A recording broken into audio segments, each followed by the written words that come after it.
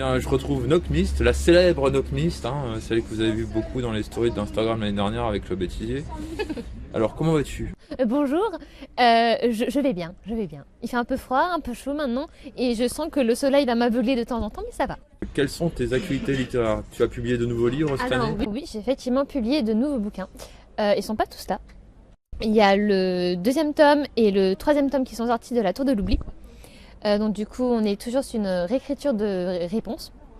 Les deux derniers tomes vont être un peu plus matures. Donc du coup, on est sur 20 ans plus tard à peu près. La maison d'édition, du coup, on est avec Dans l'ombre des villes. Donc c'est une réécriture du Chaperon rouge et du loup. Donc là, on est surtout sur un polar thriller fantastique. Avec un personnage qui se métamorphose et qui est cannibale. Sympathique. Il y a des effluves de sang. Et du coup, il y a Suspendu à ton cœur qui est sorti, donc le deuxième tome. Donc on va rester sur une romance adulte. Donc ça, c'était une new romance. Donc les personnages, ils ont vieilli, ils sont plus matures et bon, ça parle de rupture, de parentalité et compagnie. Donc là, le personnage de Léonis, il ne peut plus se métamorphoser dans le tome 2. Et le troisième, il est en rédaction. T'as l'idée d'en écrire d'autres? Ah oui, je suis déjà en train de je suis en rédaction pour Au hasard nos retrouvailles. Donc ça va être un texte fiction contemporaine. Donc sur l'Asie. Donc du coup, c'est le personnage, elle va voyager et elle va rechercher un homme rêve. Donc en gros, elle va rêver d'un personnage et elle va vouloir le trouver absolument. Du coup, elle va voyager un peu partout. Donc du coup, ça sera une nouvelle. Il faut déjà que je le trouve. Ouais, voilà. Ça serait une nouvelle, donc en 2 tomes, donc une duologie, une nouvelle. Et je vais passer bientôt sur Suspendu à ton âme, donc le 3e tome. D'où viennent tes influences? Mes influences, je t'avoue que c'est dans ma tête surtout. Après, j'avoue que je regarde pas mal d'animés. Après, en être influencée particulièrement, non, pas spécialement. J'adore Lily M, par contre. Mais alors là, ça va être plutôt dans les fictions contemporaines et homosexuelles. Ça, c'est un gros coup de cœur, cette autrice. Waouh, j'adore ce qu'elle fait. Et après, pour les contre-visités, c'était parce que de base, je voulais me faire éditer chez Magic Mirror Edition. Et bon, j'avoue que j'aime beaucoup aussi les contes, mais les contes sanglants. Pas les contes tout mignons que tu racontes à ton enfant pour qu'il fasse dodo, quoi. Non, voilà. J'avoue, j'aime bien aussi tout ce qui est à l'intérieur de la tête, quoi. Tout ce qui est folie. Qu'est-ce qui se passe dans la tête des gens, quoi, en fait. Pourquoi d'un coup ils vrillent, on sait pas pourquoi. Qu'est-ce que tu penses de l'IA dans l'écriture? L'IA, ça peut être un coup de main pour faire les 4e de couverture. Franchement, ou pour faire tes pitchs. Après, de là à proposer à une IA de faire ton bouquin, non, ça je peux pas. À la rigueur, tu mets, je sais pas moi, les mots-clés d'une histoire que tu as envie d'écrire et que tu sais pas encore comment elle va gérer. Du coup, tu vas marquer, je sais pas moi, chien, femme, Roquefort, et là il te donne une liste pour un peu te guider pour savoir ce que tu vas vouloir écrire avec. Mais ouais, non, après il y a des choses à abuser, genre les illustrateurs et tout, non, c'est pas possible.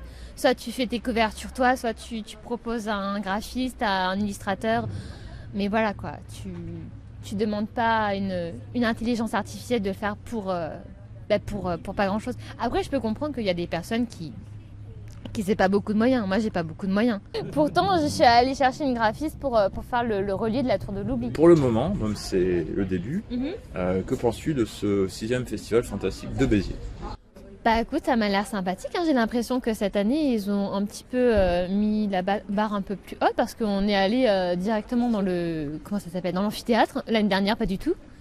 Après, écoute, c'est sympa. Pour le moment, les personnes qui m'entourent, elles ont l'air sympatoches. Comme l'année dernière. Bon, je suis pas sûre qu'on se prendra des barres de rire comme l'année dernière dans le couloir. En plus, t'es loin.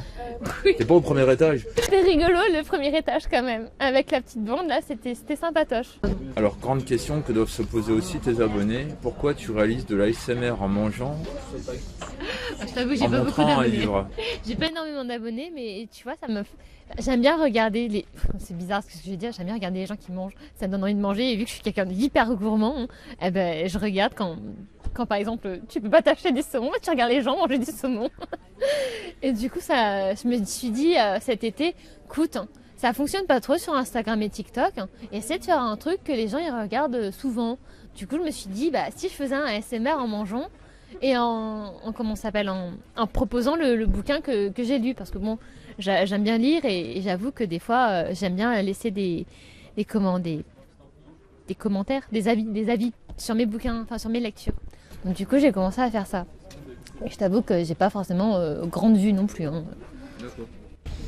Bah, moi je te regarde déjà et je te partage souvent en story aussi. C'est gentil, merci.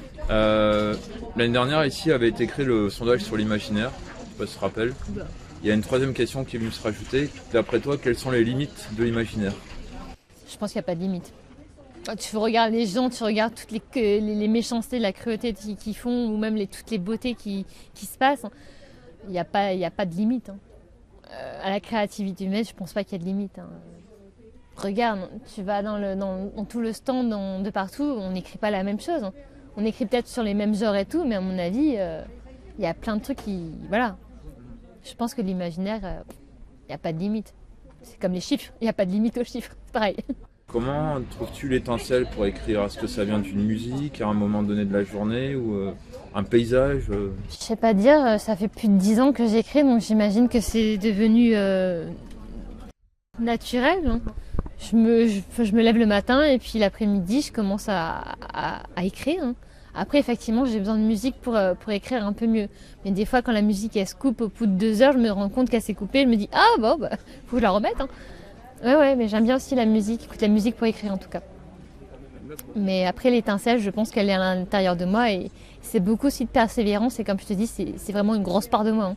L'écriture, j'ai besoin d'écrire, sinon je me sens pas bien. Bon bah écoute, je te remercie d'avoir répondu à mes questions. Et puis rendez-vous l'année prochaine au 7e festival Fantastique de Béziers ou au Fantasticon à la Garde. Ah ouais, ça serait vraiment cool, ça à côté de la maison, ça serait trop chouette. Enfin, on verra. Bon bah à bientôt. Bisous.